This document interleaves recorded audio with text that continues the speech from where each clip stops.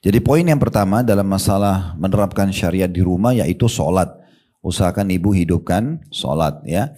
Bahkan ibu kalaupun lagi berhalangan, ibu tidak sholat, ibu bisa tetap dapat pahala sholat dengan cara menghidupkan sholat itu di rumah. Ingatkan suami, ingatkan anak.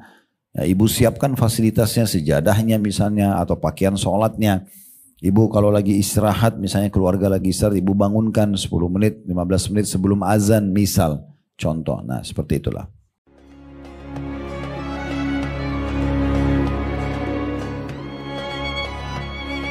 Assalamualaikum warahmatullahi wabarakatuh.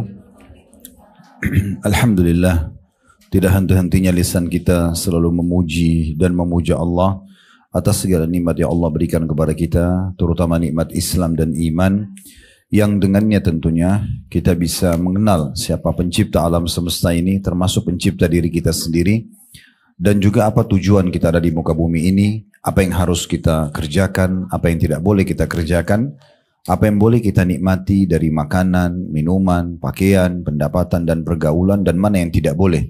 Biasa dikenal dalam agama Allah dengan halal dan juga haram. Dan ini sebuah kebahagiaan tersendiri bagi setiap muslim karena mereka punya panduan hidup. Bukan hanya sekedar tertuntun dengan hal-hal yang terbaik di dunia, tetapi juga mereka akan mendapatkan balasan maksimal di akhirat nanti. Karena seorang muslim hidupnya di dunia dan juga di akhirat. Bahkan akhirat menjadi target utamanya. Dan dalam Islam sudah dipaparkan semua nikmat tersebut yang harusnya kita syukuri dan kita jaga. Dan insya Allah termasuk kita duduk dalam majlis ilmu seperti ini, salah satu tujuannya adalah untuk memperdalam tentang apa yang disampaikan dalam agama Islam dan akhirnya kita menerapkan dalam kehidupan kita sehari-hari. Ini sebuah nikmat yang harusnya kita jaga dan kita syukuri. Alhamdulillah. Selanjutnya kita panjatkan salam hormat kita kepada manusia yang paling pantas untuk diberikan salam hormat, juga dijadikan sebagai suri tauladan, diidolahkan Nabi besar Muhammad sallallahu alaihi wa ala alihi wa sahbihi wasallam, karena semua kehidupan beliau dipenuhi dengan kesempurnaan. Sempurna untuk menjadi pasangan hidup, menjadi anak, menjadi orang tua, menjadi sahabat, menjadi politikus, menjadi saudagar. Jadi orang-orang yang mengikutinya menjadikannya sebagai suri tauladan pasti tidak akan jauh buah dari pohonnya. Artinya kita pun akan sukses bersama dengan beliau. Baik, seperti biasa bila Allah subhanahu wa ta'ala mudahkan, kita akan lanjutkan buku yang ditulis oleh Dr. Muhammad bin Salih Al-Munajjid hafizahullah tentang 40 nasihat memperbaiki rumah tangga. Dan kita sudah menyelesaikan di nasihat ke-11 pada kesempatan yang lalu, bagaimana mengundang orang-orang saleh, ulama, dan juga para penuntut ilmu ke rumah. Dan insya Allah poin ini tentu sudah gamblang kita paparkan pada kesempatan yang lalu. Usahakan ibu-ibu sekalian yang masuk ke dalam rumah kita adalah orang-orang yang membawa manfaat secara keimanan.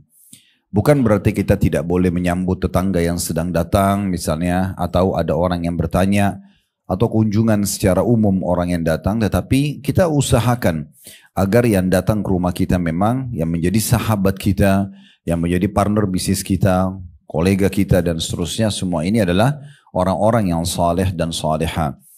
Mereka ini ibarat seperti penjual minyak wangi sebagaimana dijelaskan dalam hadis Nabi SAW.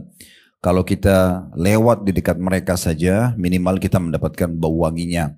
Atau bisa saja kita membawa pulang oleh-oleh parfum tersebut, atau kita membeli dari mereka. Dan kalau kita justru sebaliknya mendatangkan orang-orang buruk ke dalam rumah kita, Nabi SAW menggambarkan mereka itu seperti peniup atau yang meniupkan buapan api, yang pandai besi.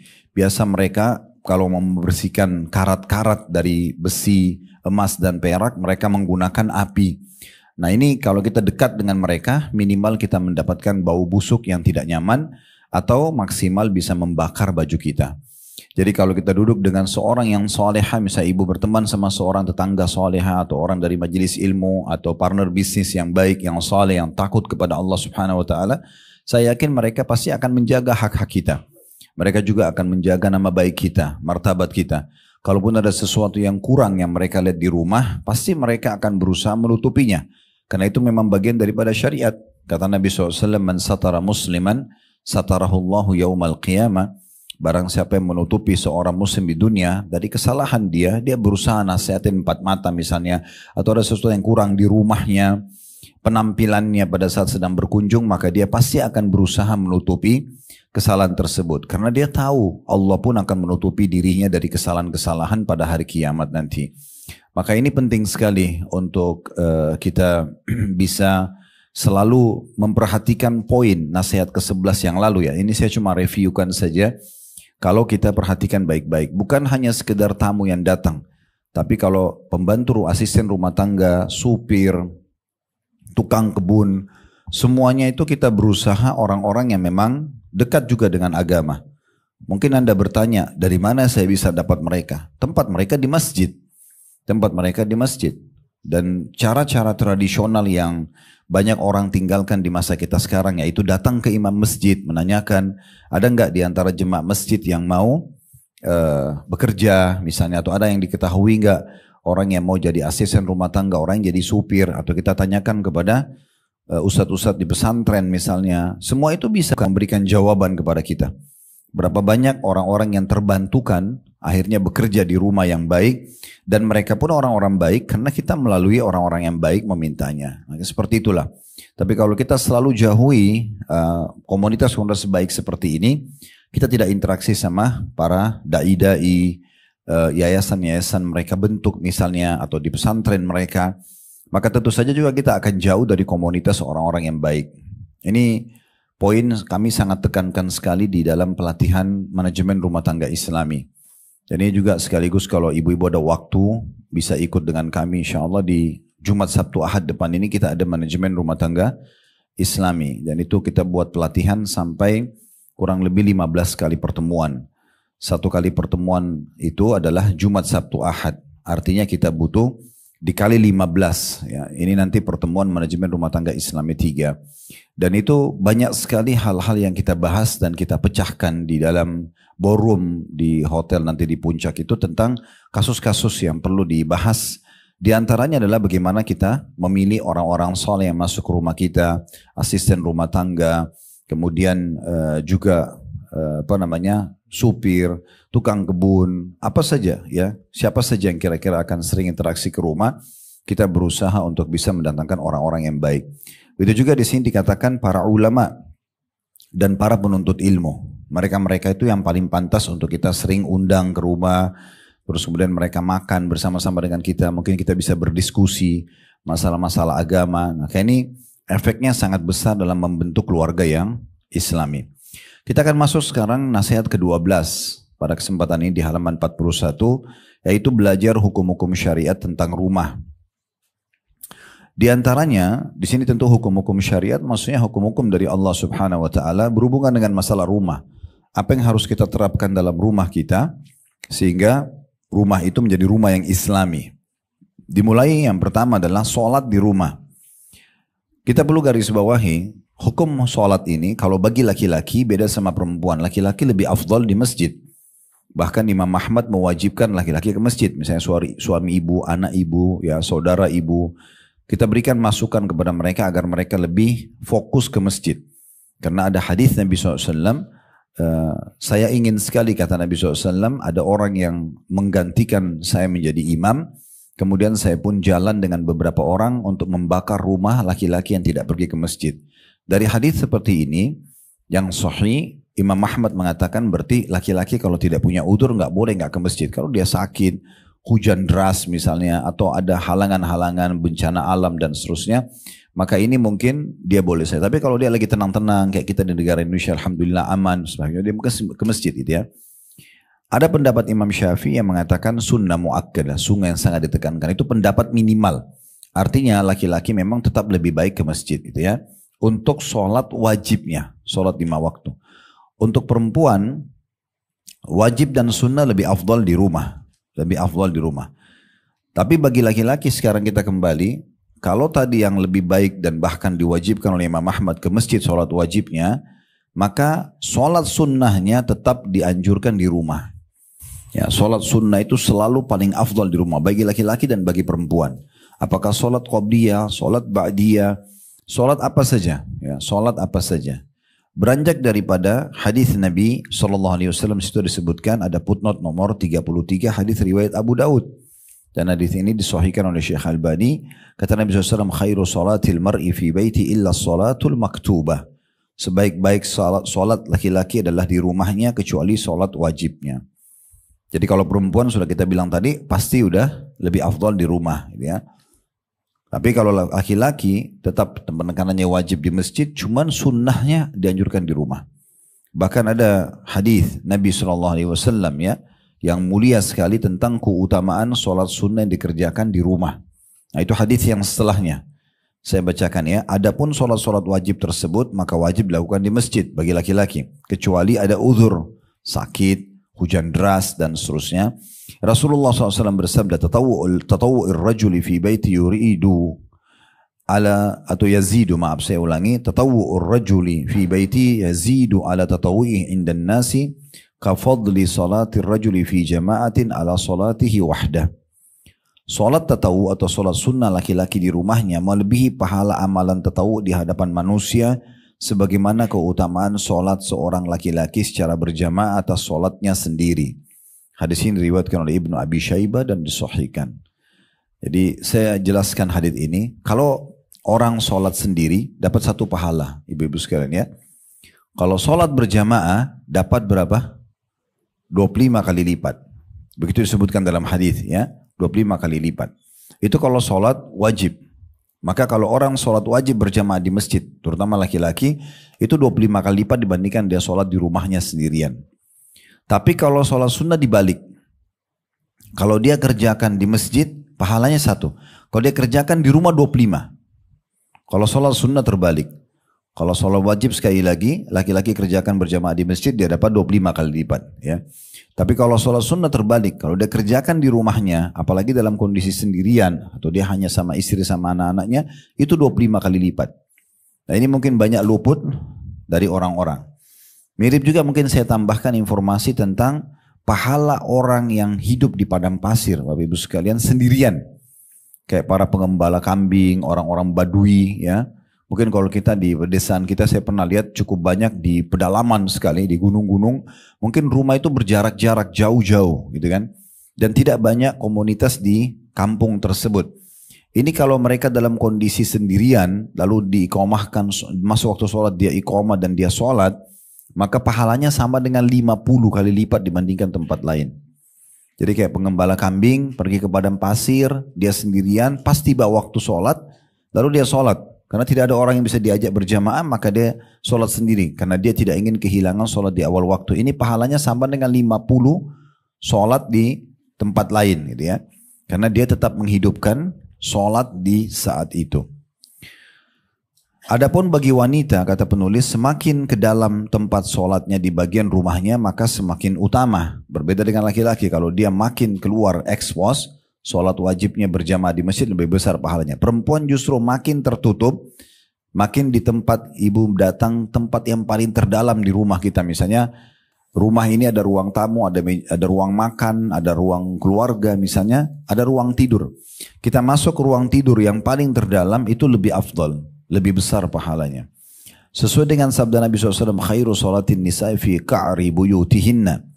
Sebaik-baik sholat kaum wanita yaitu di bagian paling dalam dari rumahnya. Diriwayatkan oleh At-Tabarani. Dari sini kita bisa lihat bahwasanya amalan yang harus dihidupkan yang pertama di rumah dari syariat-syariat Allah Subhanahu wa taala adalah sholat. Dan perlu juga kita tambahkan hukum kalau ibu suaminya sholat di rumah, sholat di masjid atau saudaranya atau anaknya, siapalah laki-laki yang bersama kita di rumah, yang mereka dalam mahram ya. Kalau mereka ke masjid, ibu bisa bilang sama dia, nanti kalau pulang dari masjid tolong imami saya lagi. Dia boleh mengerjakan 2 kali sholat. Tapi sholat keduanya itu sudah sunnah bagi dia. Ini terjadi hukumnya karena pernah satu kali ada seorang sahabat telat datang sholat. Kemudian kebetulan Nabi SAW dan sahabat yang lain sudah selesai salam. Dia datang sendiri mau sholat. Sebelum dia takbiratul ihram, Nabi SAW sempat tahan dia. Lalu beliau bersabda kepada sahabat-sahabat yang ada di masjid tersebut, siapa yang mau bersedekah untuk saudaranya ini? Maksudnya dia Sholat berjamaah sama orang ini, jangan dia sholat sendiri. Maka Abu Bakar pun berdiri, padahal Abu Bakar baru saja selesai sholat bersama Nabi SAW. Di sini sholat Abu Bakar yang kedua, dengan jenis sholat yang sama, itu sudah menjadi hukumnya sunnah. Tapi dibolehkan oleh Nabi SAW karena dia menemani saudaranya agar tidak sholat sendirian. Makanya suami yang sudah sholat di masjid, anak misalnya, saudara misalnya, paman misalnya, siapalah yang satu rumah, sepupu tidak masuk dalam mahram ya. Jadi yang mahram saja mereka boleh kembali kemudian mengimami kita. Juga beranjak daripada riwayat Mu'adz bin Jabal radhiyallahu anhu di mana beliau seringkali sholat bersama Nabi SAW di masjid. Kemudian setelah itu beliau pulang ke kaumnya mengimami kaumnya lagi. Jadi sholat 2 kali. Menjadi imam yang kedua karena kaumnya belum ada yang punya kapasitas hafalan dan bacaan seperti Mu'adz. Ini hukumnya sudah sunnah bagi Mu'adz tapi boleh dikerjakan. Sama berarti hukumnya misal ibu kebetulan pas mau sholat duhur di rumah satu waktu misalnya ibu punya anak perempuan gadis di rumah kebetulan dia sudah sholat. Ibu belum sholat, ibu masih bisa bilang bersama ke dia, tolong temani ibu sholat lagi nak. Dia boleh sholat lagi. Atau kebalikannya, misalnya dia baru mau sholat anak ibu sudah sholat. Ibu bilang sini ibu temani nak, sholat lagi misalnya. Nah itu boleh, supaya tidak sholat sendirian. Tujuannya untuk mendapatkan pahala ekstra tentunya. Nah ini semua contoh-contoh sholat yang bisa dihidupkan. Juga tambahannya di poin ini, ibu usahakan setiap sholat bisa pindah di beberapa titik di rumah. Jadi kayak misalnya ibu sholat sekarang di titik di sebelah ranjang sebelah kanan misalnya.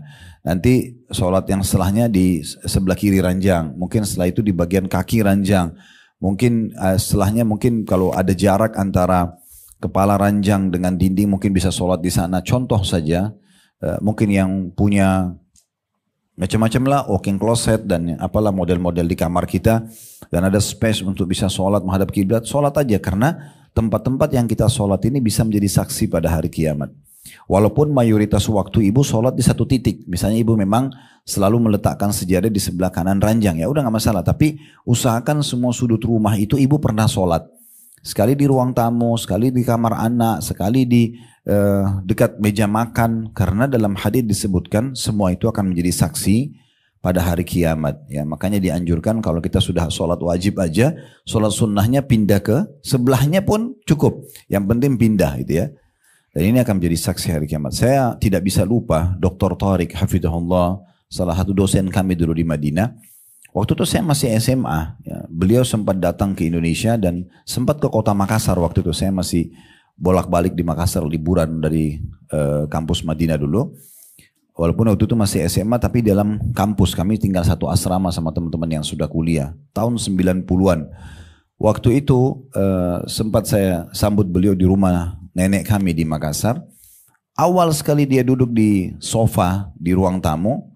Dia bilang, Khalid tolong kasih saya space untuk sholat. Saya pikir Syekh ada sholat tertentu yang dia mau kerjakan. Waktu itu kebetulan waktu duha. Pikir dia mau sholat duha gitu kan. Kemudian dia sholat. Habis sholat saya sempat tanya. Dan ini perlu kalau ada seorang alim mengerjakan sebuah perbuatan dan kita tidak tahu dasarnya. Ada baiknya kita bertanya. Ya. Atau teman-teman di pengajian misalnya. Ibu melihat ada satu teman pengajiannya. Kok dia habis sholat zikirnya lama banget misalnya. Atau dia membuka aplikasi Al-Quran dan dia sedang baca. Atau apalah kegiatan kebaikan. Tidak ada masalah yang kita tanya gitu kan. Maaf saya mau tanya tadi apa yang dibaca ya kan. Atau apa program dalam Al-Quran, program Al-Quran, kenapa kok baca Al-Quran?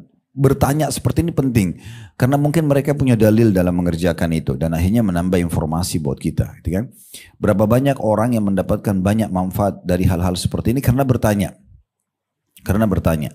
Waktu itu saya tanya, akhirnya Dr. Tariq mengatakan, saya tanya, Syekh, Anda sholat apa tadi?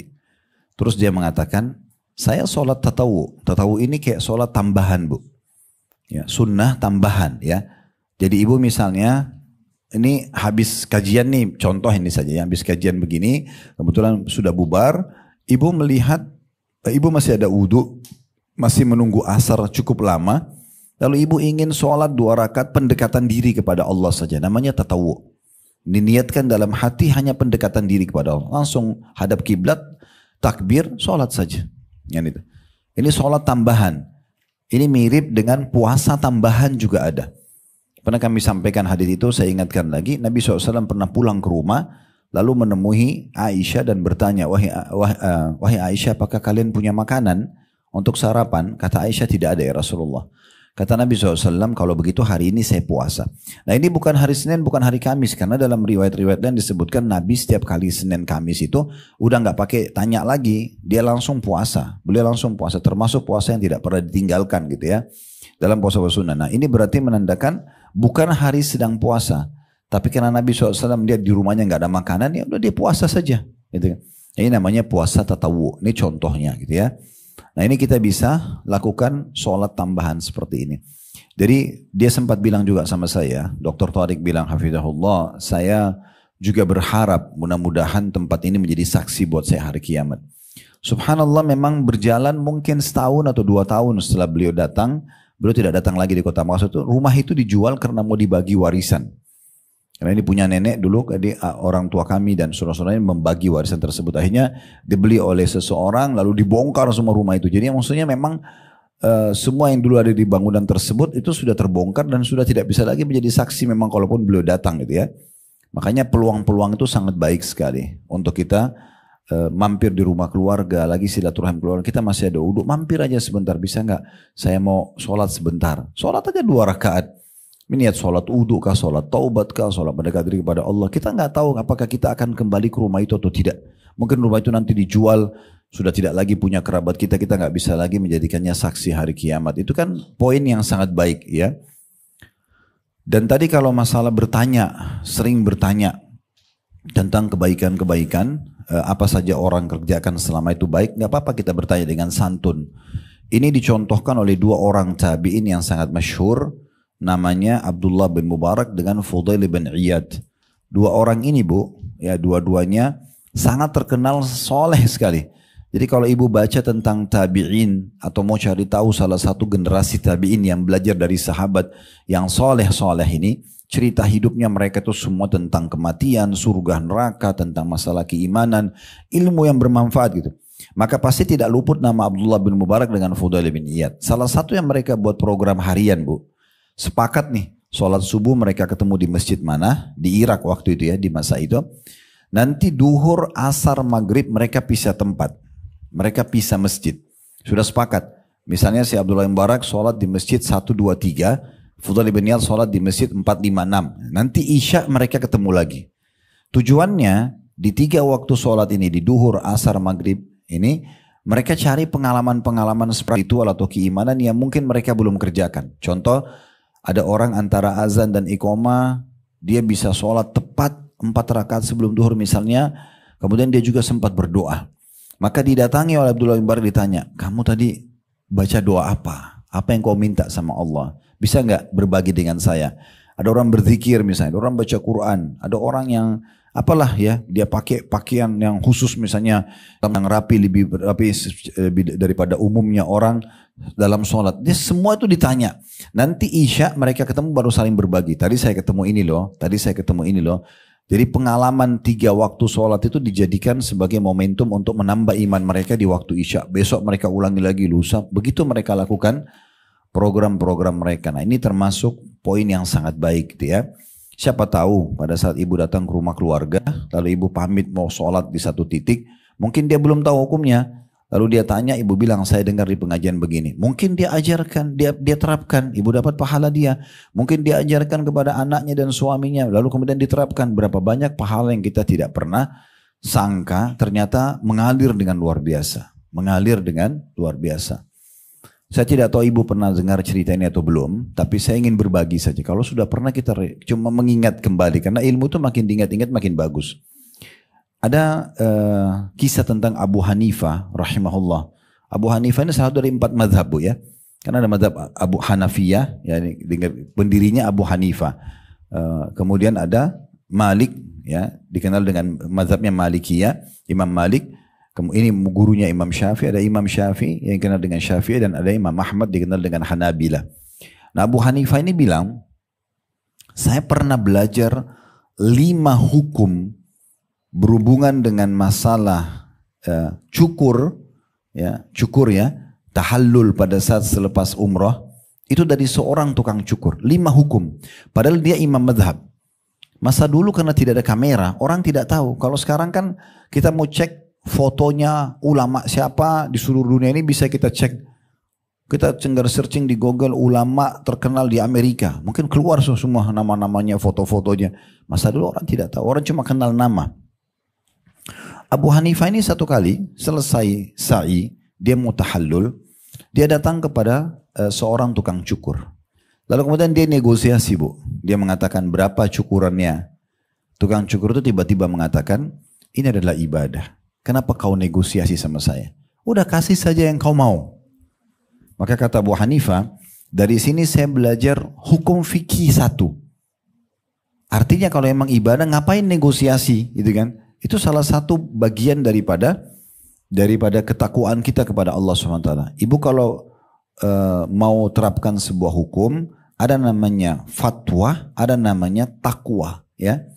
Kalau fatwa itu ibu tanya hukum supaya ibu cari mana yang paling ringan buat ibu misalnya. Kalau takwa memang ibu selalu mau cari yang terbaik, mana yang paling afdol. Itu sudah ketakwaan kepada Allah Subhanahu wa taala. Jadi tidak ada lagi negosiasi masalah ini. Abu Hanifah tersentuh, iya ya, masa cukur berapa sih? 10 real, 15 real kalau sekarang ya. Zaman dulu mungkin lebih murah lagi. Terus harus negosiasi padahal ini penutupan ibadah gitu. Terus dia bilang, itu yang pertama. 5 hukum ya. Hukum yang kedua dia bilang, waktu saya sedang duduk, mau dicukur sama dia, saya memberikan sisi kiri kepala saya. Maka tukang cukur itu mengatakan, semoga Allah merahmatimu. Sunnah Nabi SAW adalah sisi kanan. Nabi suka semuanya memulai dengan sisi kanan. Kenapa kau berikan sisi kirimu? Kata Abu Hanifah, saya belajar hukum yang kedua. Emang benernya harus mulai sisi kanan kalau kebaikan-kebaikan gitu kan. Karena dikatakan dalam hadis yang sahih, karena Nabi SAW yuhibbut tayammun. Nabi SAW suka sekali dengan sisi kanan. Pakai sendal, pakai pakaian, semua sisi kanan. Sisi rambut, semua sisi kanan dulu gitu. Kecuali maaf orang kalau lagi bersuci, membersihkan diri, cebok, itu mungkin ya. Tapi kalau ini selalu Nabi SAW ke sisi kanan. Dia bilang saya keluarkan ini faham sebuah hukum yang kedua. Hukum yang ketiga dia bilang, sambil saya dicukur rambut saya, kemudian saya sambil diam. Tukang cukurnya mengatakan, semoga Allah merahmatimu. Kenapa kau diam? Ini lagi ibadah. Ini nusuk. Nusuk itu kayak manasik ya. Nusuk ini satuan rangkaian daripada ibadah. Kamu belum menyelesaikan ibadah kamu. Masih tahallul. Kenapa diam? Berzikirlah kepada Allah. Kata Abu Hanifah, saya dapat hukum yang ketiga. Daripada orang tahallul diam, zikir saja. Istighfarkah, tasbihkah, takbirkah. Kemudian dia bilang setelah selesai itu, yang keempat. Saya pas sudah selesai membayarnya, dia sempat nanya kepada saya. Waktu itu saya sudah mau pergi. Mau kemana kamu? Dia bilang saya mau. Kata Abu Hanifah bilang saya mau pergi, gitu kan? Saya sudah mau pergi. Kata tukang cukurnya, kenapa kau pergi begitu saja? Ini baru selesai. Ini penyempurnaan ibadah kamu. Harusnya kamu berdoa. Artinya selepas tahallul pun berdoa gitu ya. Ini bagian-bagian hukum yang Abu Hanifah penasaran. Setelah selesai semua itu pun Abu Hanifah sempat pergi lalu dia bertanya-tanya. Ini orang dari wajahnya bukan seorang alim. Kalau alim gak bakal duduk cukurin orang di situ. Pasti dia duduk di masjid ngajar. Ini ada sesuatu nih. Dia kembali lagi lalu dia mengatakan. Abu Hanifah bilang sama tukang cukur tadi. Dari mana semua tadi yang kamu ajarkan kepada saya itu? Apa kata dia? Tukang cukurnya, saya pernah mencukur Atha bin Abi Rabah. Atha bin Abi Rabah seorang alim besar di Mekah, muridnya Abdullah bin Umar. Dia bilang saya pernah mencukur Atha bin Abi Rabah dan dia melakukan itu. Semua apa yang saya ajarkan kepada kamu. Bayangkan ya, efek orang soleh tadi ini. Atha bin Abi Rabah datang, dia tidak ajarin orang, tapi dia melakukan sikap itu karena orang tahu dia seorang alim, orang ngikutin sikapnya. Lalu tukang cukur itu selalu mengajarkan kepada siapapun yang sedang cukur dengan dia. Dan salah satunya yang belajar dari situ adalah Abu Hanifah. Abu Hanifah ini bisa saja belajar langsung dari Atha bin Abi Rabah, tapi dia bisa mendapatkan ilmu itu dari tukang cukurnya. Ini contoh manfaat yang luar biasa. Jadi tidak ada salahnya ibu bertanya, jangan diam gitu ya. Ada teman-teman kita dermawan sekali, tanya apa motivasinya? Kenapa kok kamu tuh baik sekali sama orang? Mungkin dia sebutkan ke ibu sebuah hadis yang membuat ibu berubah. Ibu yang jadi rajin bersedekah, lebih semangat lagi dari sebelumnya misalnya.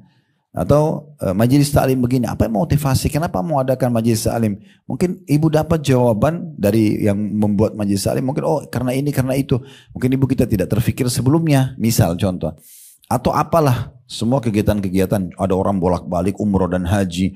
Ada orang ini dan itu bakti sama orang tuanya. Ada orang yang selalu membuat program sedekah harian.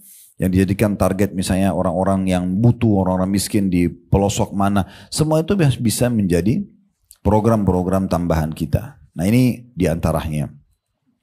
Jadi poin yang pertama dalam masalah menerapkan syariat di rumah yaitu sholat. Usahakan ibu hidupkan sholat ya. Bahkan ibu kalaupun lagi berhalangan, ibu tidak sholat, ibu bisa tetap dapat pahala sholat dengan cara menghidupkan sholat itu di rumah. Ingatkan suami, ingatkan anak. Ya, ibu siapkan fasilitasnya, sejadahnya misalnya atau pakaian sholatnya. Ibu kalau lagi istirahat misalnya keluarga lagi istirahat, ibu bangunkan 10 menit, 15 menit sebelum azan misal. Contoh, nah seperti itulah.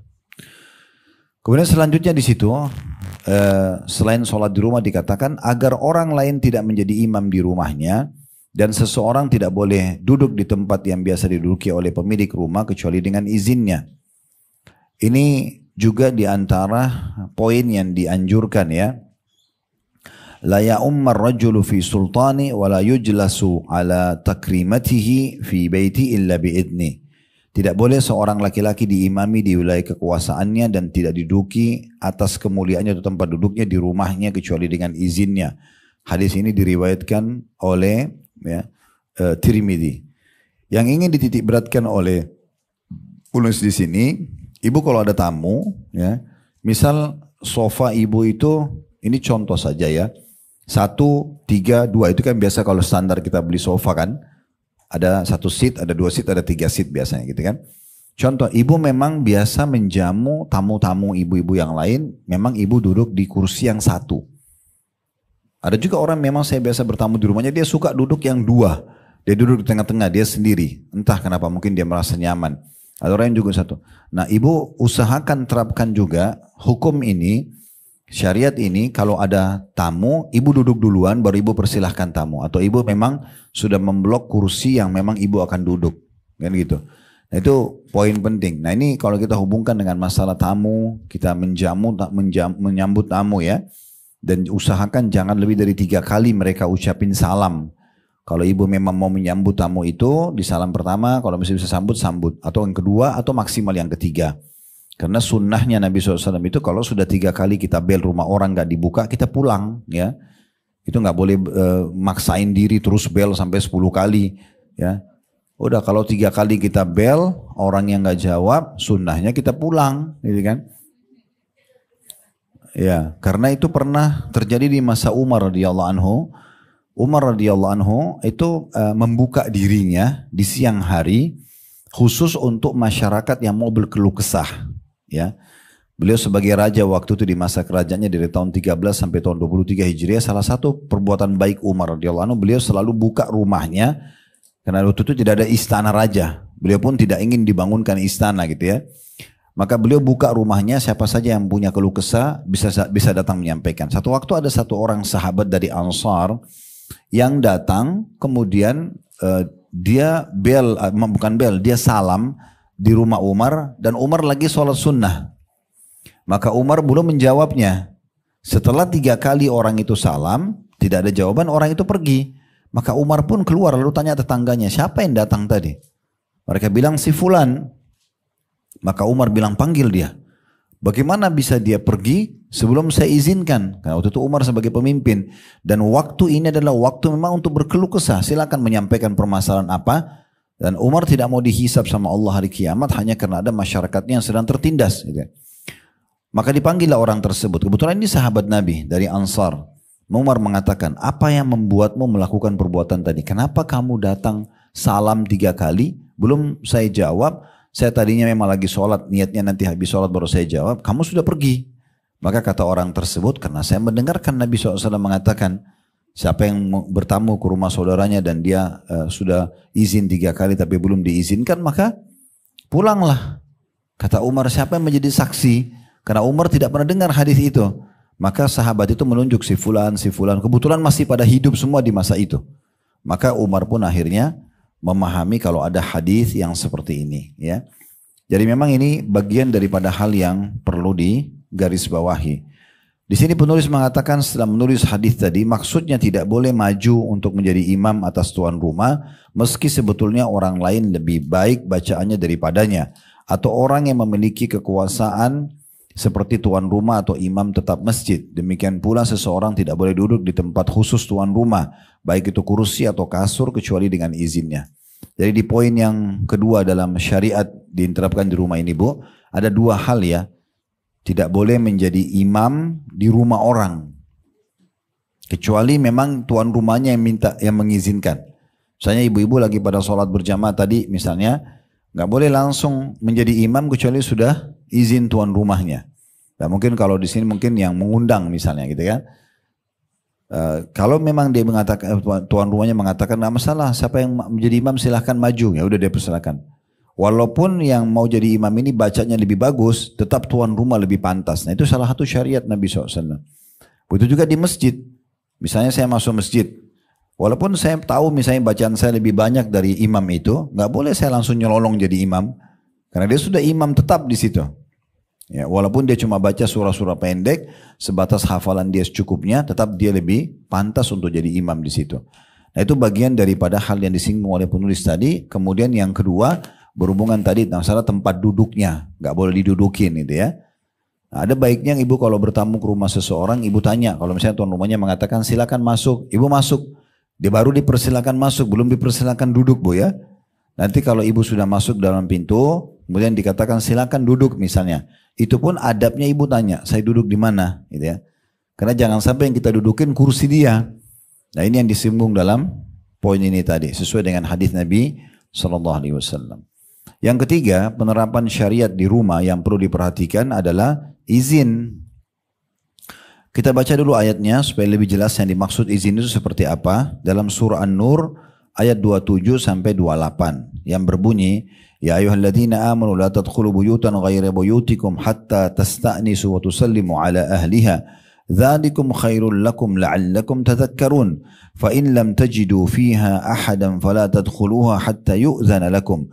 Wa in qila lakum irji'u farji'u wa azka lakum. Wallahu bima ta'maluna alim.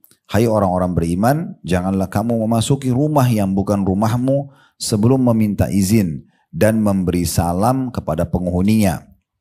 Yang demikian itu lebih baik bagimu, agar kamu selalu ingat, jika kamu tidak menemui seorang pun di dalamnya, maka janganlah kamu masuk sebelum kamu mendapat izin. Dan jika dikatakan kepadamu kembalilah, maksudnya jangan masuk ya, maka hendaklah kamu kembali, itu lebih bersih bagimu, dan Allah Maha mengetahui apa yang kamu kerjakan. Dalam surah Al-Baqarah 189, wa'tul buyuta min abwabiha, dan masuklah ke rumah-rumah itu dari pintu-pintunya. Jadi kalau kita baca ayat ini, yang sedang disinggung oleh penulis adalah kalau ibu bertamu ke rumah orang, tadi sempat kita singgung itu ya, maka harus seizin tuan rumah. Jadi nggak usah datang buat kejutan orang, gitu ya. Karena belum tentu dia mau terima tamu di saat itu. Ya. Mungkin dia lagi ada masalah sama suaminya, mungkin dia lagi ada masalah dengan ibunya, mungkin dia ada masalah sama anaknya. Mungkin lagi nggak mood untuk terima tamu gitu kan. Lalu tiba-tiba kita datang, mau duduk, buang-buang waktu, ngobrol, mau makan. Mungkin dia tidak siap untuk itu. Jadi ada baiknya izin, sampaikan dulu. Saya mau bertamu hari Sabtu bisa nggak? Gitu kan. Dan tidak usah su'udhan ya. Kalau dia bilang, oh maaf saya nggak bisa, ini buat acara. Atau memang tidak mau sambut saya atau apa saja. Itu syaitan semua nggak boleh. Ya udah. Sebagaimana kita tidak mau diganggu pada saat kita lagi kurang mood dan kurang nyaman, maka begitu juga dengan orang-orang ya. Makanya kita dianjurkan dalam hadis-hadis Nabi SAW melakukan sesuatu apa yang buat orang lain, apa yang kita suka buat diri kita ya. Kalau orang atau tidak boleh kita melakukan sesuatu yang kita tidak suka juga buat diri kita ya, ini termasuk bagian itu. Jadi kita izin di sini. Ini firman Allah sudah jelas dalam surah An-Nur. Saya ulangi ya. Hai orang-orang beriman, berarti yang dipanggil orang-orang beriman saja ya. Janganlah kamu memasuki rumah yang bukan rumahmu sebelum meminta izin. Sekarang bisa telepon, bisa WA dulu ya. Jadi nggak usah tiba-tiba kebetulan lewat main mampir. Ya ini kebetulan saya lewat tadi saya mampir. Mungkin orang lagi kurang pas untuk menerima tamu ya. dan memberi salam kepada penghuninya. Yang demikian itu lebih baik bagimu agar kamu selalu ingat. Jika kamu tidak menemui seorang pun di dalamnya, maka jangan juga kamu masuk sebelum kamu mendapat izin. Walaupun lagi tidak ada penghuni rumahnya, ini kan rumah teman saya, nggak apa-apa, main masuk, minum, duduk di ruang tamu orang, tuan rumahnya nggak ada. Nah ini untuk apa manfaatnya gitu ya? Lebih baik ibu pergi ke restoran, kemana yang jelas-jelas ibu bisa bayar dan tidak masuk kena hukum ini, karena ini berhubungan dengan hukum di rumah gitu ya. Dan jika dikatakan misalnya ada tuan rumah mengatakan, maaf ya saya sudah mau istirahat, itu jangan bilang kamu cepat-cepat mau tidur terus maksain orang ngobrol, nggak bisa. Ya, kalau tuan rumahnya sudah mengatakan atau menyinggung dengan bahasa-bahasa kiasan pun pulanglah, gitu kan? Itu lebih baik dikatakan, lebih suci dan lebih bersih bagimu. Allah Maha mengetahui apa yang kamu kerjakan.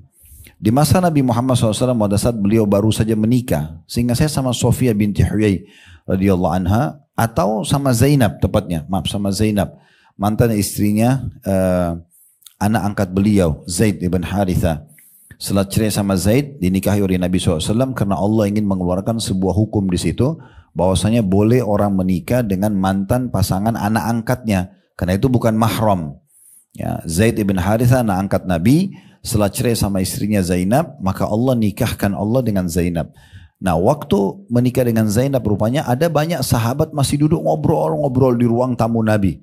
Padahal ini pengantin, orang mau duduk ngobrol sama pasangannya. Akhirnya Allah SWT turunkan firman-Nya menegur masalah itu. Sesungguhnya Nabi itu hanya malu mau ngomong sama kalian, tapi Allah tidak malu menyampaikan kebenaran. Itu contohnya, adab-adabnya itu ya. Kita kalau bertamu ke rumah orang, ibu-ibu sekalian, kalau ada hajat, sampaikan hajat kita. Selepas hajat, kita pergi, gitu kan. Kalau kita lagi diundang datang, oke, kita pun harus ada batasan waktu. Karena orang pasti punya waktu juga untuk istirahat, untuk ganti pakaian, dan segala macam gitu ya. Kemudian yang selanjutnya yang ketiga, yang keempat tepatnya, yang harus dilakukan di rumah, boleh masuk ke dalam rumah kosong, dalam kurung yang tidak berpenghuni, dengan tanpa izin, manakala orang yang masuk tersebut memiliki barang di dalamnya. Misalnya rumah yang diperuntukkan bagi tamu. Misal kita datang ke satu perkampungan, ada rumah di situ, rumah itu sudah tidak ada penghuninya, ya. Atau mungkin seperti kasus sekarang di Gaza ya, kan dibombardir segala macam. Pemiliknya itu banyak yang meninggal di situ. Ya, saya dapat informasi di sana, ya mereka terlihat tulang-tulangnya, karena memang rumahnya dirubuhin dan pemiliknya meninggal semua satu keluarga. Gak ada pemiliknya, ada sisa-sisa puingnya. Ya. Sekarang kalau ada orang lewat, dia ada hajat mau istirahat sebentar, di tempat-tempat seperti ini gak ada masalah, karena sudah tidak dianggap ada penghuni, gak ada pemiliknya itu, gitu kan? Karena semuanya sudah meninggal. Contohnya, dikatakan dalam surah An-Nur ayat 29, "Laisa 'alaikum junahun an tadkhulu buyutan ghaira maskunatin fiha mata'un lakum wallahu ya'lamu ma tubduna wa ma taktumun." Tiada dosa atasmu memasuki rumah yang tidak disediakan untuk didiami, dan di dalamnya ada keperluanmu, dan Allah mengetahui apa yang kamu nyatakan dan apa yang kamu sembunyikan. Selanjutnya yang kelima, tidak mengapa makan di rumah kerabat dan rumah teman-teman serta di rumah orang lain yang kita memiliki kuncinya, jika mereka tidak membenci hal tersebut. Nah ini kalau misalnya kita dititipin kunci di ini ya rumah saya lagi mau safar nih sekeluarga, tolong dititipin kuncinya ya. Kalau ada makanan, minuman silahkan, atau sesekali mau nginap silahkan. Ya udah, itu berarti kita nggak masalah. Ya tapi ada izin ini dulu ya. Kalau tidak ada izin ini jangan habisin kulkas orang ya. Atau sengaja datang, cobain ini ranjangnya lebih enak dari ranjang saya, misalnya. Contoh-contohnya saja. Dalam surah An-Nur ayat 61 Allah berfirman, "Laisa 'alal a'ma harajun wala 'alal a'raji harajun wala 'alal maridi haraj wala 'ala anfusikum an ta'kulu min buyutikum aw buyuti abaikum aw buyuti ummahatikum aw buyuti ikhwanikum aw buyuti akhawatikum aw buyuti amamikum aw buyuti ammatikum aw buyuti akhwalikum aw buyuti khalatikum aw ma malaktum mafatihahu aw sadiqikum laisa 'alaikum junahun an ta'kulu jami'an aw ashtata."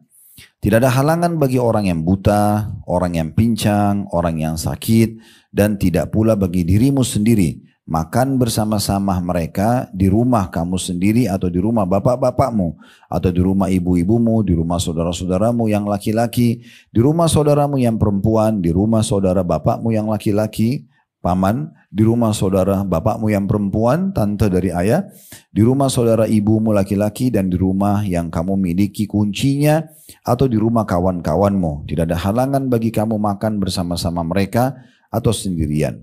Jadi saya sudah bilang kalau dititipin ya, ini rumah saya mau safar, silakan kalau mau makan, mau minum gitu misal contoh, nah itu. Kemudian selanjutnya yang keenam kayaknya nih ya. Yang 1, 2, 3, 4, 5, yang keenam. Melarang anak-anak dan pembantu masuk ke dalam kamar tidur ibu bapak tanpa izin pada waktu-waktu istirahat. Nah, ini waktu istirahat malam, siang hari ya. Yaitu sebelum sholat subuh, ini waktu malam. Waktu tidur siang, biasanya dikenal dengan kailula, kayak kita duhur asar. Setelah sholat isya, ini biasanya umumnya orang suami istri sudah masuk dalam kamar ngobrol masalah-masalah mereka. Karena ditakutkan pandangan mereka akan tertumpuk pada pemandangan yang tidak sesuai. Jika melihat sesuatu tanpa sengaja pada selain waktu tersebut, maka hal itu tidak atau masih bisa ditolerir atau dimaafkan. Sebab mereka adalah orang-orang yang bercampur satu rumah dan melayani sehingga sulit untuk menghindari hal tersebut. Allah berfirman di dalam surah An-Nur ayat 58.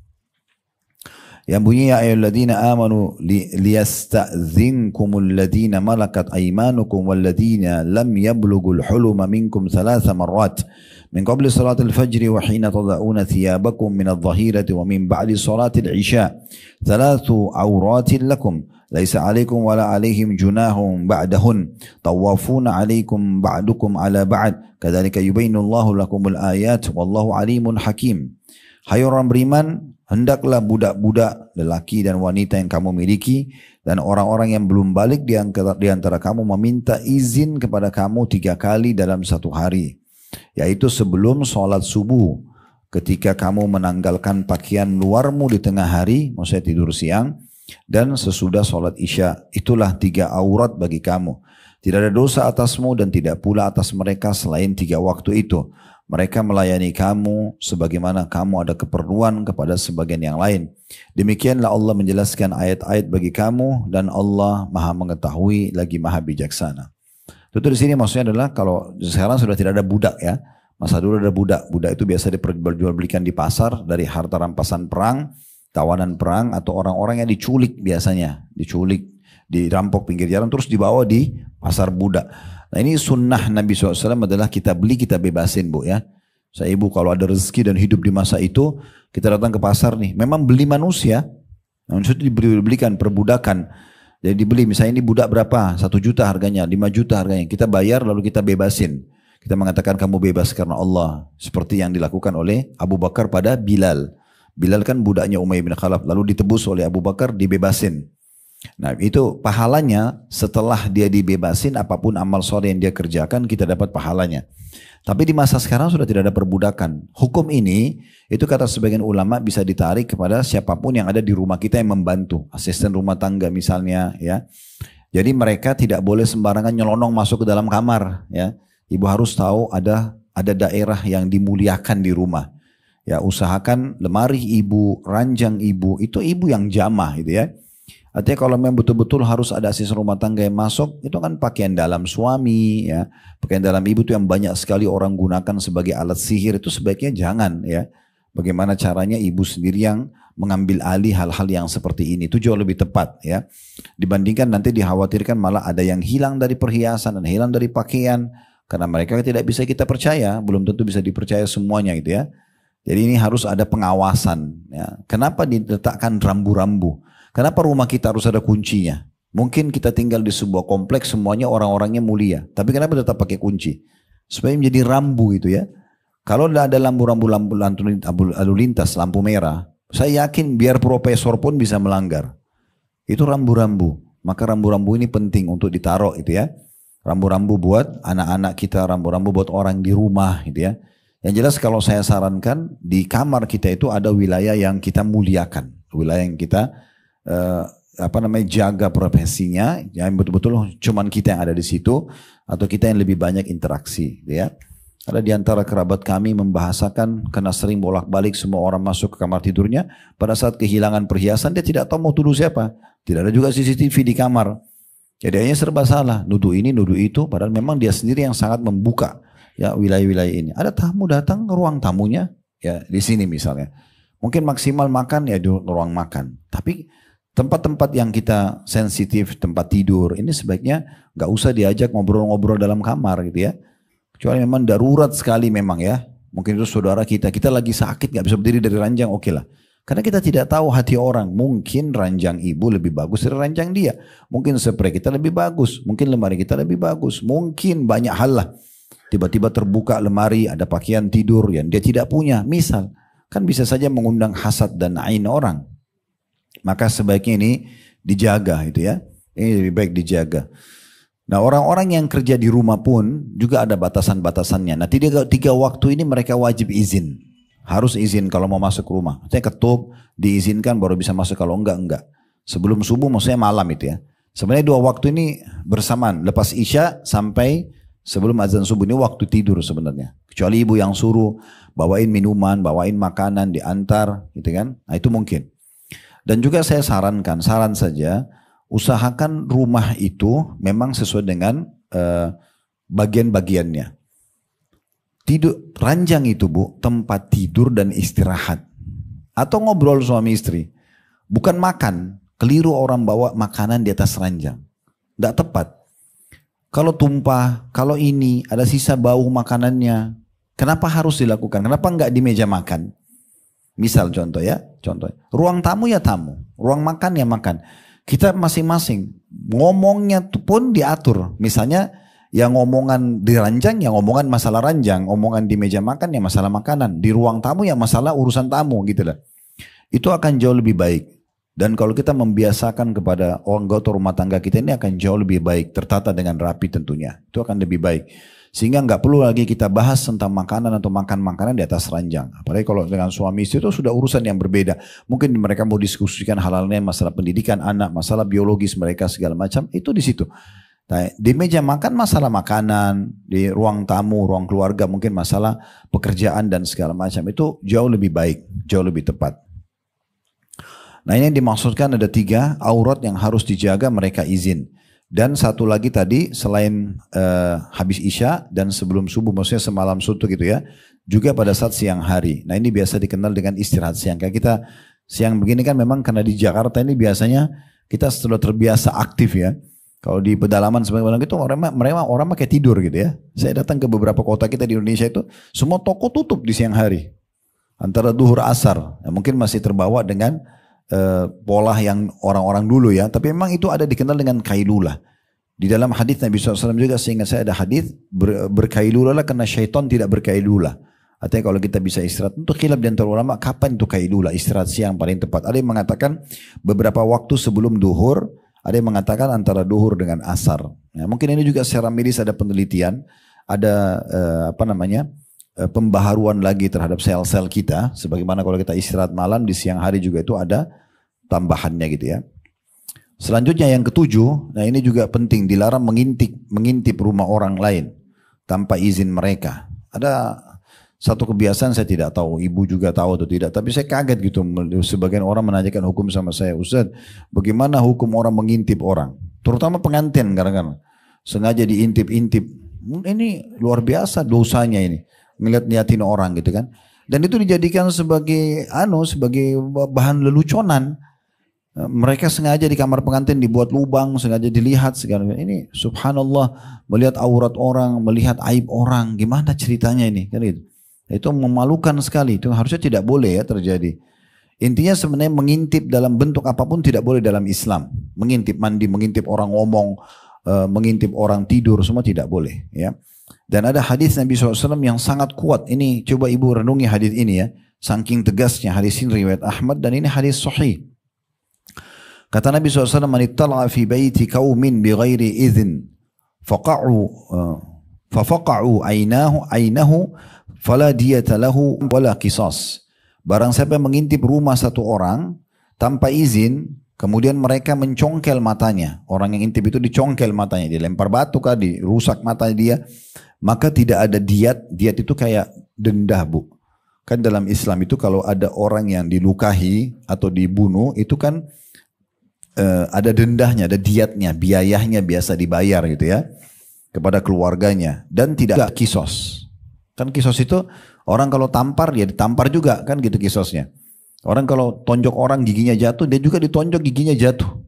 Makanya saya sering sampaikan di pengajian, supaya ibu terhindar dari hukum ini, kalau ada yang ngajak bertengkar, ibu tinggalin aja. Biarin dia bertengkar dengan tembok. Nah, gak usah dilayani. Kamu begini, kamu pengecut, biarin aja. Sudah, tinggalin aja. Nah, itu lebih aman.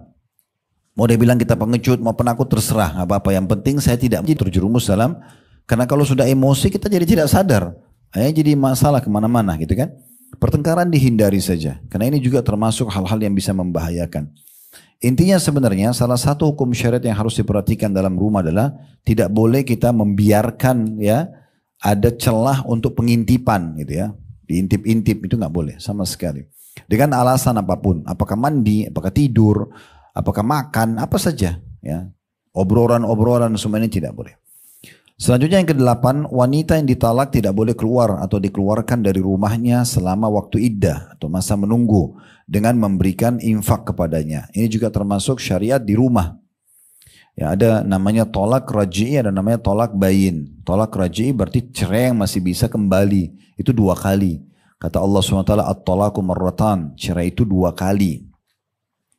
Dan kalau yang sudah cerai yang ketiga, berarti sudah tolak bayin, berarti tidak bisa kembali, ya, tidak bisa kembali lagi kecuali si wanita nikah sama laki-laki lain, pernikahan normal, kemudian cerai lagi dengan suami keduanya, baru terbuka kesempatan untuk kembali sama mantan suami pertama. Tapi nggak boleh direkayasa, nggak boleh orang ribut-ribut terus main ceraikan saya ceraikan kamu misalnya, sampai 2-3 kali. Terus karena menyesal, terus si suami ini bilang sama temannya, kamu nikahi istri saya sekarang tapi langsung ceraikan lagi ya, hanya untuk menghalalkannya. Nah itu tidak boleh, itu hukumnya haram, dilaknat dua-duanya. Ya, ini dalam hadis sudah pernah atau dalam bahasanya sudah pernah kita jelaskan di dosa-dosa besar. Itu tidak boleh mempermainkan hukum Allah Subhanahu wa taala. Makanya dalam rumah tangga ibu, kalau ada sesuatu yang ibu tidak suka dari suami, jangan selalu bilang ceraikan saja saya. Atau kita pisah saja. Bahasa ini berbahaya karena kalau ibu ucapin cerai tidak jatuh, tapi kalau dia ucapin jatuh, gitu kan? Maka jangan memancing untuk itu. Lebih baik kita renungi baik-baik, kita introspeksi diri, kita berdoa kepada Allah Subhanahu wa taala, minta petunjuk apakah ini benar atau tidak, gitu ya. Biarkan Allah yang menentukan keputusan, bukan kita yang terburu-buru, gitu kan? Ini sering minta dipulangkan rumah orang tua lah, sering ini dan itu tidak ada manfaatnya dalam rumah tangga. Kita sudah berumah tangga, sekarang kita hadapin rumah tangga itu dengan baik. Seperti itulah. Yang jelas kalau terjadi perceraian, sampai 2 kali dan namanya masa iddah. Masa iddah 3 kali masa suci. Ya. Dan di sini, si wanita yang dicerai masih status istri. Dalam masa iddah masih status istri. Kalau dalam masa iddah itu suaminya meninggal, dia termasuk mendapatkan warisan. Sebelum selesai masa iddahnya. Tapi kalau sudah selesai masa iddah dia menjadi wanita asing. Makanya kata Nabi SAW jangan main-main di 3 hal, di pernikahan, di perceraian dan rujuk. Gak boleh misalnya saya bilang sama teman saya, kebetulan saya punya anak perempuan, dia punya anak laki-laki. Lalu misalnya kita bercanda aja, nanti anak kita jodohin ya. Kalau dia bilang iya, anak-anak itu terikat secara hukum. Sampai nanti mereka dewasa kita tanya, dulu ibu atau ayah jodohin kamu sama fulan ya. Oh saya nggak mau ya sudah, gitu. Atau kita batalin. Itu kemarin yang kita bicara tuh kita batalin ya, karena kalau tidak terikat hukum. Makanya nggak boleh main-main dengan masalah perceraian. Atau contoh yang lain, kan yang mensahkan pernikahan itu walinya perempuan kan. Nggak boleh misalnya seorang laki-laki sebagai wali, dia bilang misal contoh dia bilang sama temannya, saya nikahkan kamu sama anak perempuan saya dengan mas kawin misalnya kunci mobil ini. Kalau laki-laki itu bilang saya terima nikahnya, itu sah walaupun anak perempuannya tidak tahu. Karena kan dia walinya. Jadi nggak boleh sembarangan itu. Jangan main-main soal masalah pernikahan. Itu kalau ayahnya ya. Kalau ibu nggak bisa di situ. Ibu tidak bisa, tidak dianggap sah karena ibu bukan wali dalam pernikahan. Ini hukum sendiri. Begitu juga dengan yang kedua masalah rujuk. Nah rujuk ini kalau terjadi misalnya suami mengatakan saya ceraikan kamu, bercerailah mereka. Mulai pengucapan talak 3 kali masa suci ke depan ini masa iddah. Kalau mereka baikan di masa ini, tiba-tiba baikan, tiba-tiba biologis atau saling memaafkan, ini berarti jadi suami istri lagi. Karena memang dasarnya di masa iddah itu masih masa satu suami istri, masa introspeksi diri ya. Itu dikasih kesempatan 2 kali dalam syariat. Dan juga dalam masalah cerai. Cerai nggak boleh main-main. Sampai pernah ada Dr. Syarif mengajar kami bab tolak, bab perceraian waktu itu di tingkat 3 kuliah di Fakultas Dakwah di Madinah. Beliau kasih perumpamaan, kalau ada seorang laki-laki mengatakan pada istrinya, sementara istrinya di tangga nih ya, kalau kamu naik kamu cerai, kalau kamu turun kamu cerai. Misal, maka perempuan ini nggak punya pilihan. Kalau dia naik jatuh cerai, kalau dia turun dia cerai. Dia turun dari tengah-tengah tangga kalau dia tidak mau diceraikan. Sampai seperti itu gambaran tidak boleh main-main ya. Jadi ini penting sekali untuk digarisbawahi. Nah, yang perlu digarisbawahi di sini yang sedang ditekankan, salah satu hukum syariat di rumah, wanita di masa iddah tidak boleh keluar dari rumah. Apakah dia keluar sendiri atau dia diusir oleh suaminya, nggak boleh, ya. Kecuali dalam keadaan ibu terancam, misalnya suaminya naudzubillah pemabuk, ibu bisa terancam secara kejiwaan, ibu boleh keluar. Tapi kalau enggak, suami ibu baik-baik saja, cuma terjadi syaitan masuk di antara ibu sama suami, ibu jangan tinggalkan. Karena kalau ibu tinggalkan, syaitan makin menguasai dia untuk tidak melanjutkan rumah tangga. Justru di masa iddah dianjurkan semua istri menunjukkan sikap-sikap yang lebih baik. Karena dia masih status istri walaupun sudah diucapkan kalimat cerai. Dia terus melayani dengan baik, dia terus coba minta maaf misalnya dan seterusnya lah. Coba diskusi ringan lagi dalam tiga kali masa suci itu, siapa tahu mereka bisa baikan. Nah seperti itulah. Kemudian disebutkan ayatnya dalam surah At-Talaq ayat 1 yang bunyi, ya ayuhan nabiyyu idza talaqtum nisa fatalliquhunna li'iddatihinna wahsul iddah wattaqullaha rabbakum la tukhrijuhunna min buyutihinna wa la yakhrujna illa an ya'tina bifahishatin mubayyinah wa tilka hududullah wa man yata'adda hududallahi faqad zalama nafsa la tadri la'alla Allah yuhditsu ba'da dzalika amra. Hai Nabi, apabila kamu menceraikan istri-istrimu, maka hendaklah kamu ceraikan mereka pada waktu yang wajar dan hitunglah waktu iddah itu 3 kali masa suci. Serta bertakwalah kepada Allah Tuhanmu. Maksudnya kamu harus betul-betul pada saat menceraikan, betul-betul memang dia pantas untuk diceraikan. Gak boleh orang main-main. Karena Allah Maha Adil. Gak boleh hanya sekedar karena tidak suka satu sikapnya atau apa, zalim dia gitu kan. Janganlah kamu keluarkan mereka dari rumah mereka, maksudnya laki-laki mengeluarkan istrinya dari rumah, dan jangan mereka diizinkan keluar kecuali kalau mereka mengerjakan perbuatan keji yang terang. Itulah, maksudnya kayak perselingkuhan atau yang sejenisnya, itulah hukum-hukum Allah, dan barang siapa melanggar hukum Allah maka sungguhnya dia telah berbuat zalim terhadap dirinya sendiri. Kamu tidak tahu, ya barangkali Allah mengadakan sesuatu, Allah mengadakan sesudah itu suatu yang baru.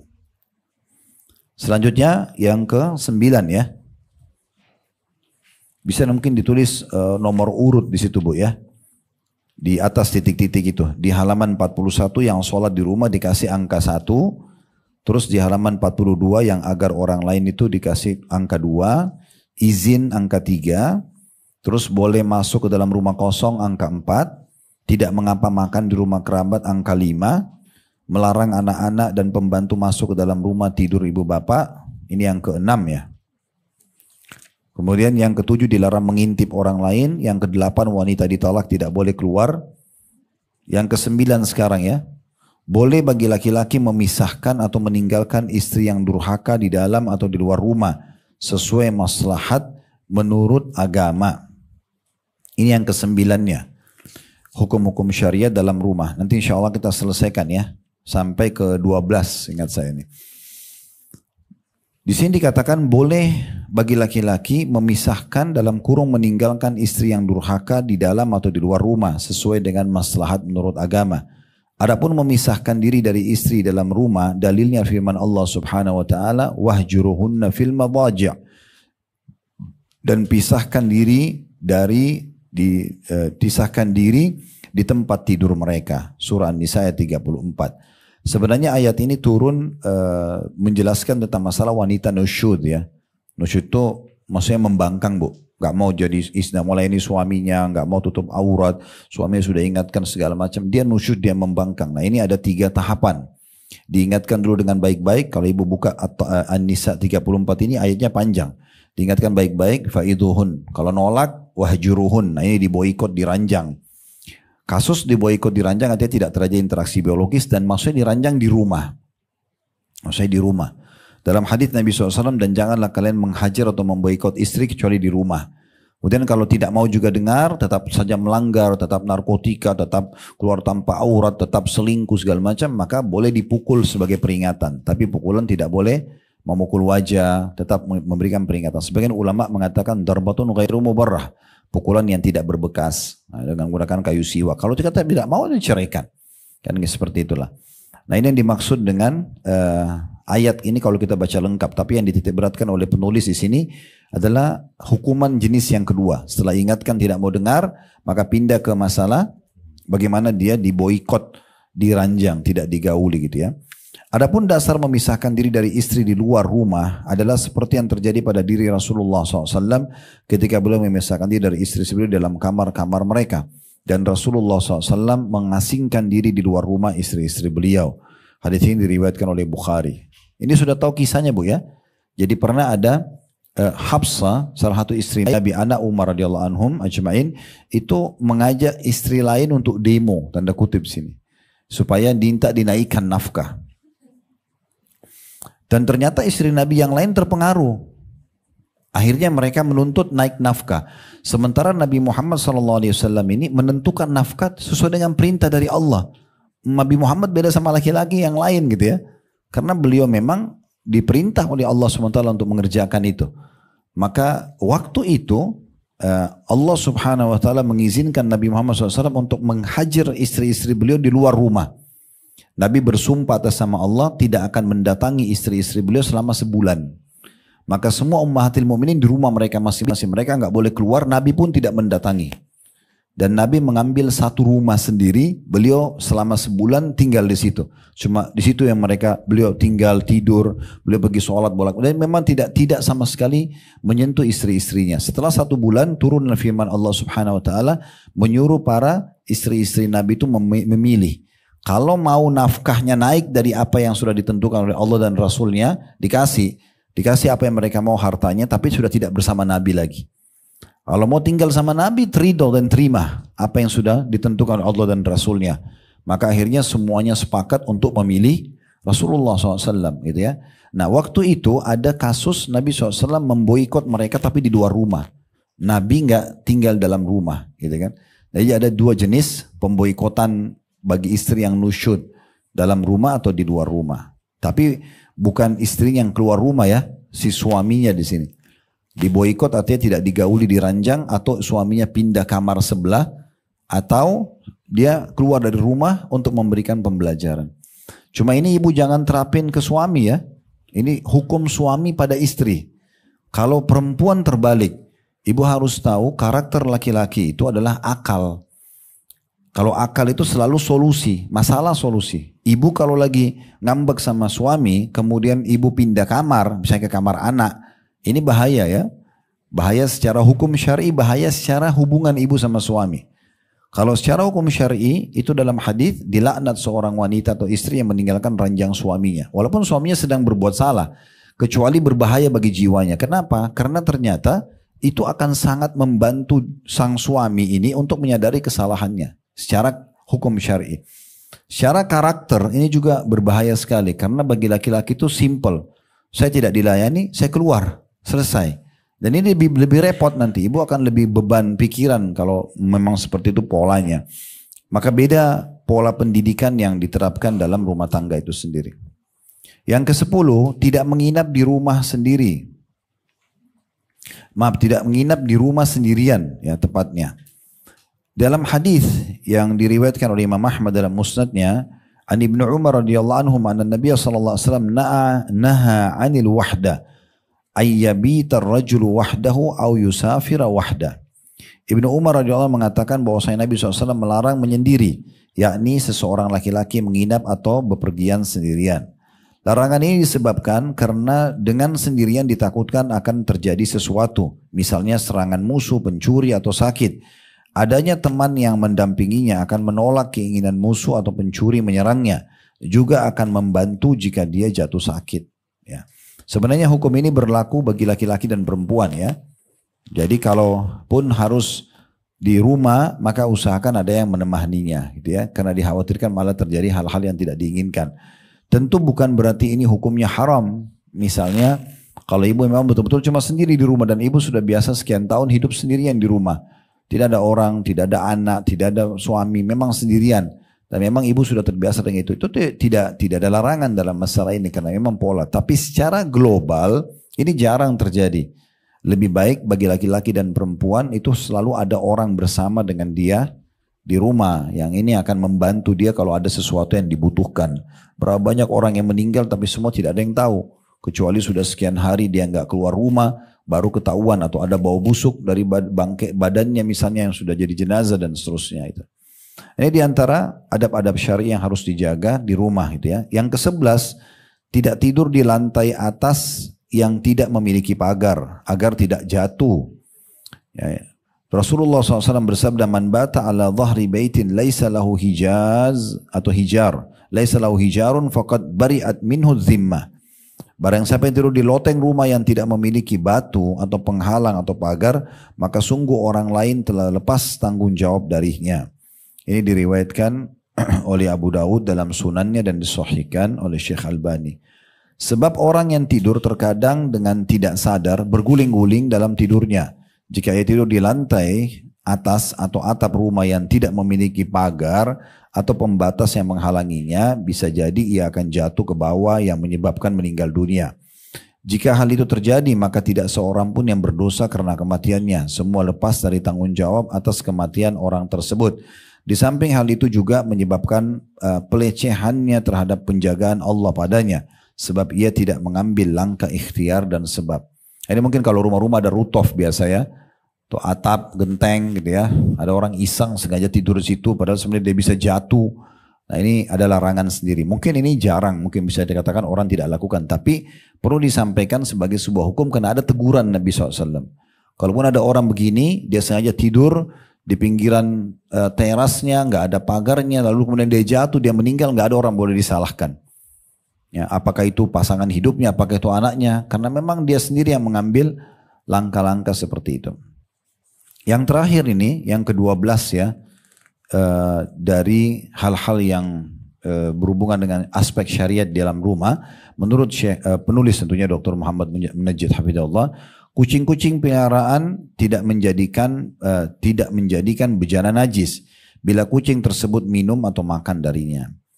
Dari Abdullah bin Abi Qatada an abihi, dari ayahnya, annahu wudi'a lahu wudu'uhu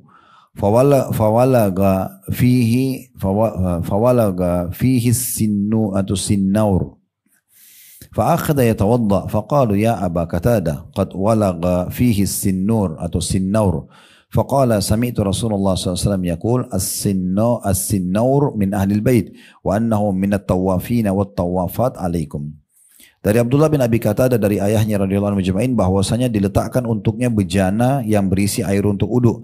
Lalu seekor kucing menjilat ke dalamnya, lalu ia pun tetap melakukan wudu.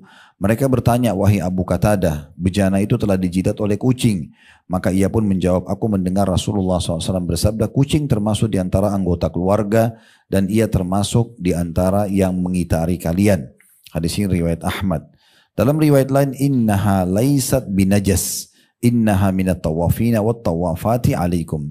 Sungguhnya kucing itu tidak najis. Nah, sungguhnya ia termasuk di antara yang mengitari kalian. Hadis ini riwayat Ahmad. Nah, jadi ini ada 12 poin ya berhubungan dengan masalah penerapan syariat di rumah. Allahu a'lam. Kedepannya kita akan masuk aspek sosial di rumah dengan beberapa poinnya atau tepatnya nasihat ke-13. Allahu a'lam. Kalau benar dari Allah silakan diambil dan diamalkan. Kalau ada salah dari saya tolong dimaafkan dan saya beristighfar kepada Allah Subhanahu wa taala. Subhanakallahumma bihamdika asyhadu an la ilaha illa anta astaghfiruka wa atubu ilaik. Wassalamualaikum